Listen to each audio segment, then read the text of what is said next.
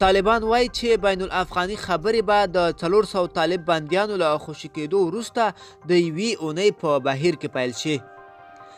په قطر کې د طالبانو د سیاسي دفتر ویان سهیل شاهین له اسوسییټ پریس خبري اژانس سره په خبرو کې د 400 طالب بندیانو د خوشي کولو په اړه د لوی جرګې پریکړه مثبته وبلله، خو ویلي دي چې طالبان له امریکا سره د سولې موافقې ته ژمن دي او د اوربند په اړه به بحث په همدې موافقې له مخې په بین الافغاني خبرو کې وشي. ولسمشر اشرف غني د 400 طالب بندیانو د خوشي کولو په اړه د مشورتي لوی جرګې غوښتنه تایید کړه او ژمنه یې وکړه چې د دې بندیانو د خلاصون حکم به نن لاسلیک کړي. د سولې مشورتي لوی جرګې په خپله درېیمه او وروستۍ غونډه کې په خپله پریکړه لیک کې د سولې د ټینګښت لپاره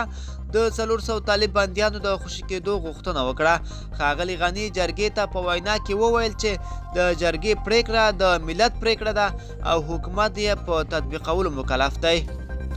هغه زیاته کړه په پریکړه لیک کې همداراز ټینګار شوی چې د دې بندیانو له خوشي کېدو سره سم باید له کومې پلمې پرته د مستقیمو خبرو ژر تر ژر پیل یقیني شي.